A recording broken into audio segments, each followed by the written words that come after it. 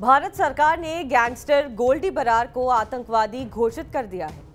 Gangster Lawrence Bishnoi का साथी Goldy Brar Canada में रहकर अपना गैंग चलाता है। उसी पर जाने माने गायक सिद्धू मूसेवाले की हत्या का भी आरोप है।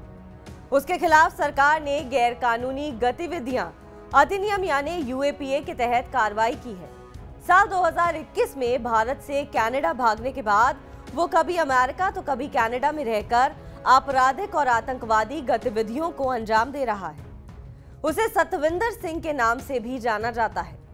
अब सवाल उठता है कि आखिर क्या है यह अधिनियम और क्या है ये पूरी प्रक्रिया जिसके तहत सरकार किसी को आतंकवादी घोषित कर सकती है। चलिए विस्तार से समझते हैं। दरअसल भारत आतंकवाद से गंभीर रूप से पीड़ित देशों की कैटेगरी में है। इसको देखते हुए गैरकानूनी गतिविधियां अधिनियम 1967 बनाया गया था। इसमें आतंक के खिलाफ कई प्रावधान गए थे जिनके जरिए आतंकवादी संगठनों को पहचान कर उनकी गतिविधियों को रोकने में काफी मदद मिली।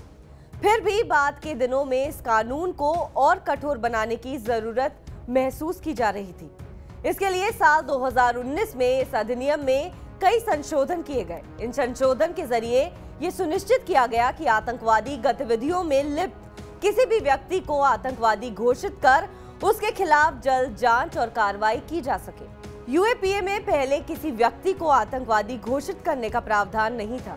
ऐसे में आतंकवादी गतिविधियों में शामिल अपराधियों को नकेल कसना मुश्किल होता था। ऐसा दूसरा कोई और कानून भी नहीं था जिससे उन पर लगाम लगाई जा सके। किसी संगठन को आतंकवादी संगठन घोषित करने की व्यवस्था जरूर थी। इसमें समस्या ये थी कि जब किसी आतंकवादी संगठन पर यूएपीए के तहत पाबंदियां लगाई जाती थी तो उसके सदस्य नए नाम से दूसरा संगठन बना लेते थे। इस तरह उनकी गतिविधियां जारी रहती थी। किसी व्यक्ति को आतंकवादी घोषित करने पर सीधे उसके खिलाफ कार्रवाई होती थी।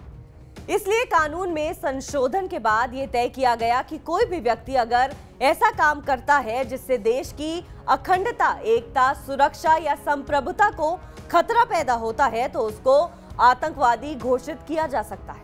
ऐसा व्यक्ति समाज या समाज के किसी एक खास वर्ग को डराने वाला भी हो सकता है। यूएपीए में संशोधन के बाद केंद्र सरकार को यह अधिकार मिल गया कि वो ऐसे किसी भी व्यक्ति या संगठन को आतंकवादी घोषित कर सकती है जो आतंकवादी गतिविधियों को बढ़ावा देता है या फिर उनमें शामिल है अथवा आतंकवादी गतिविधियों को करने की कोशिश करता है। इसके लिए सरकार संबंधित व्यक्ति के खिलाफ सारे सबूत जुटाती है, ये पक्का होने के बाद कि वो व्यक्ति आतंकवाद में लिप्त है। यूएपीए के तहत मिले अधिकार के जरिए केंद्रीय गृह मंत्रालय गैजेट नोटिफिकेशन जारी करता है। इसके बाद कोई व्यक्ति या संगठन आतंकवादी घोषित कर दिया जाता है। इस गैजेट नोटिफिकेशन में वे सारे आरोप होते हैं जिनके आधार पर सरकार तय करती है कि कोई व्यक्ति आतंकवादी है। गैंगस्टर गोल्डी बरार को इसी कानून से जुड़े प्रावधानों के तहत प्रक्रिया पूरी कर आतंकवादी घोषित किया गया है। इसके पहले केंद्र सरकार ने इसी कानून के तहत जम्मू कश्मीर के अलगाववादी संगठन तहरीक-ए-हुर्रियत पर भी प्रतिबंध लगाया था और उसे आतंकवादी संगठन घोषित किया था। गोल्डी बरार को सरकार ने यूएपीए की चौथी लिस्ट के आतंकवादियों की सूची में शामिल किया है। गैजेट नोटिफिकेशन में सरकार ने कहा कि सीमा पार की एजेंसी से गोल्डी को समर्थन मिलता है और वो कई हत्याओं में शामिल है। वो कट्टरपंथी विचारधारा का समर्थन करता है। गोल्डी ने भारत के कई राजनेताओं को धमकी भरे फोन किए, फिरौती मांगने के साथ ही सीमा पार से ड्रोन के जरिए हथियारों, गोला बारूद और विस्फोटकों की तस्करी में शामिल रहा है। वो हथियारों के लिए शार्प शूटर भी मुहैया कराता है। गोल्डी और उसके साथी पंजाब में आतंक का माहौल बनाकर लोगों को टारगेट कर उनकी हत्या कर रहे हैं। बहरहाल आपको हमारी खबर कैसी लगी कमेंट सेक्शन पर जरूर बताएं। देश और विदेश की तमाम बड़ी खबरों के लिए आप देखते रहिए TV9 भारतवर्ष।